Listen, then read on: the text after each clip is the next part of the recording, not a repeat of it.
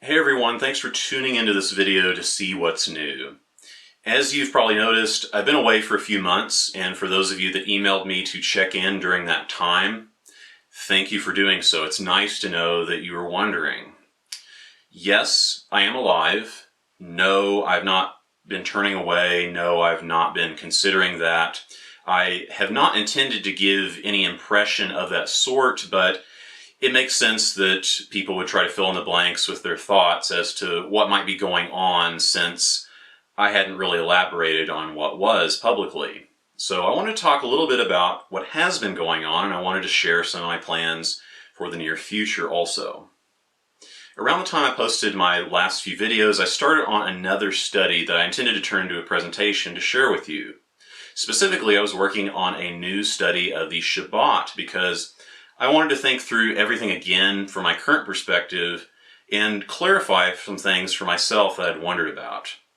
And similar to what I experienced with some other studies like the unclean bird study, I ran into some challenges along the way, and that meant not getting the discussion out in the timeline I'd intended.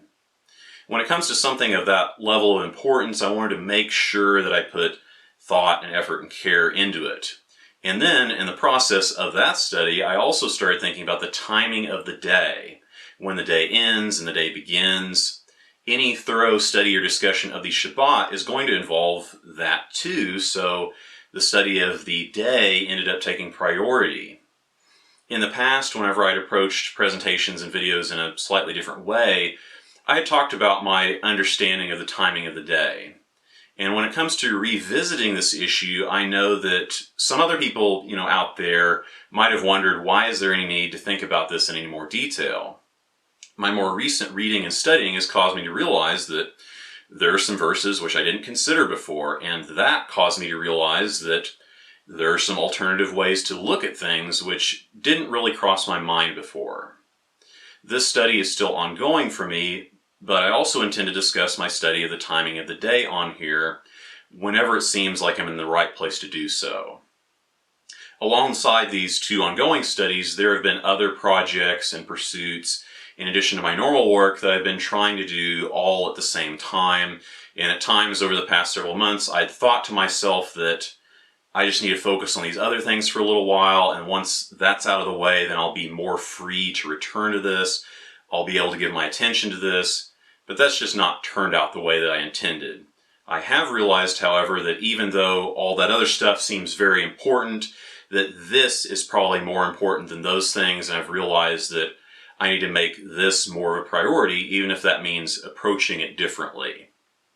One of the intentions that I've had, even from the early days of the Remember the Commands channel, was that I wanted to direct attention to the Torah. And when I say direct attention, I mean that in a number of ways. One of my beliefs about how people work is that the more we think about something, the more important it seems. Now, obviously, if a person holds something or someone to be important, then the person will probably think more about that and pay more attention to that and take actions in consideration of that which is considered important. That's kind of a natural way that such a thing might take place, paying more attention to what you think is important. I think the flip side of that is also true, or maybe it could even be more true in a way.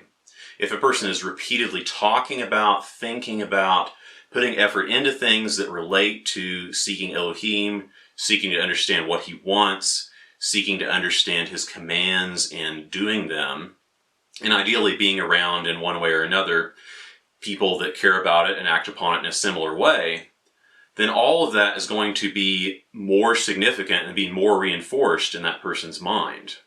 And compare that to someone who may believe and may generally intend to do the right thing, but mostly is just doing things passively, not really focusing on it, not contemplating it, not associating with people about it, and not really attending to the subject in any deliberate or consistent way. Even if such a person may say that the Torah is important and may generally believe that, the first person, the one who has it on their mind deliberately and consistently and regularly, that first person is more likely to experience it as important.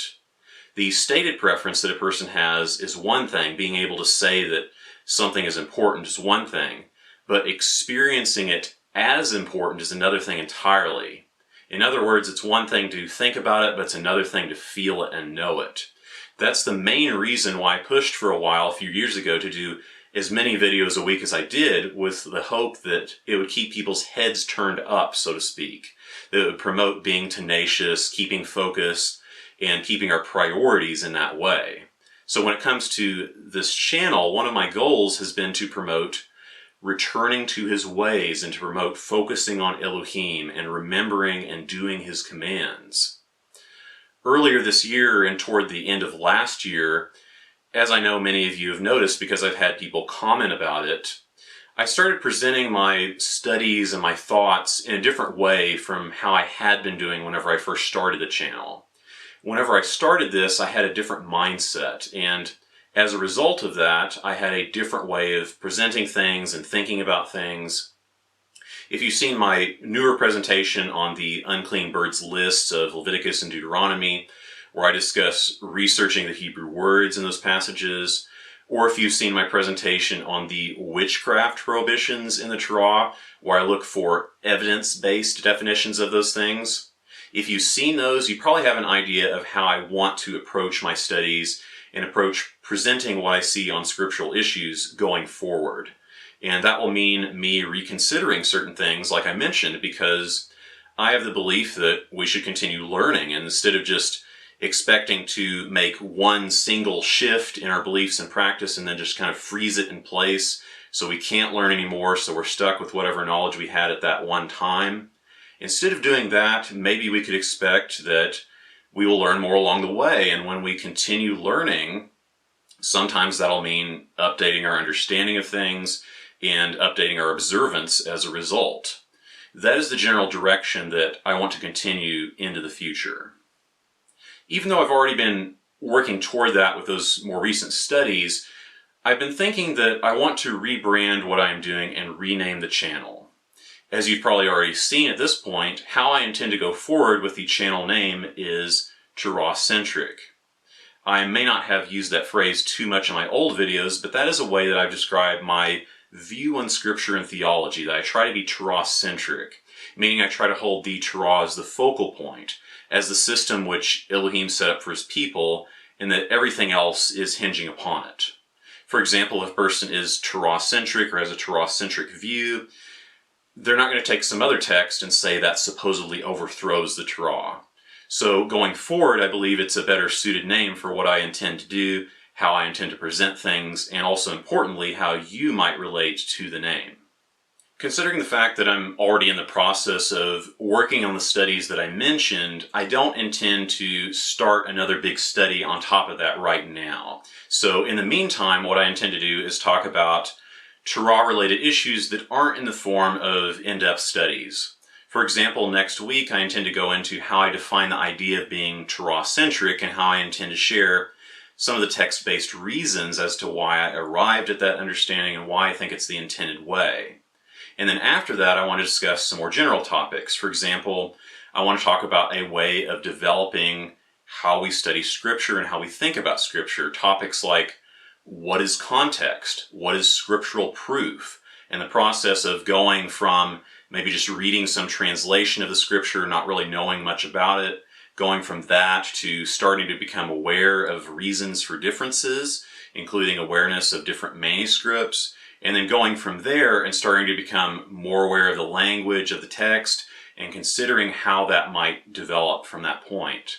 And I expect those topics would span multiple presentations. As another example of things I want to discuss soon, I want to talk about some of my thoughts about a possible future and things which are sometimes overlooked or not attended to about such a possible future. And this would be similar to what I did in my video about the idea of waiting for Messiah, which a lot of people seem to like or respond to. I want to revisit the idea of living in captivity, the mindset we're going to inevitably need to work past. And those are a few examples of what you might expect to see. Of course, whenever I get to satisfactory conclusions on them, I want to present more in-depth studies like I mentioned. Something I want to say now that you've made it this far into the video, if you haven't already, you would probably be interested in signing up for my newsletter. Now, I haven't actually sent anything out, so you haven't missed it yet in case you signed up when I talked about it earlier. but it should be evident based on that I'm not intending to spam anyone. But I intend to send out an occasional email in the near future to keep you updated on the channel and on community stuff, and that includes things that you will not be able to see on the channel itself. So feel free to tell me to put you on the list. Just send me an email at tarahcentric@protonmail.com, tarahcentric@protonmail.com, together with no spaces or anything. If you pause the video, I have it typed out on the screen for you. I still have the old email address and I have the list of those that signed up previously, but I intend to migrate over to the new email and new website going forward. And by the way, if you're using Tarah Meet to keep in contact with anyone, you may want to wrap things up, get the contact info that you need, because I intend to wipe it soon and eventually redo it in some sense, as well as do something more with the website. But I'll talk more about those things later. And that may be more emphasized in the future newsletter, so you might miss out if you don't let me know to include you in that. So feel free to rewind and get that email address and just let me know you want to be included. So that wraps up the updates that I wanted to give for now. You can expect to see more next week. I appreciate you, especially if you've listened this far. Thanks for watching. Maintain focus and stay tenacious.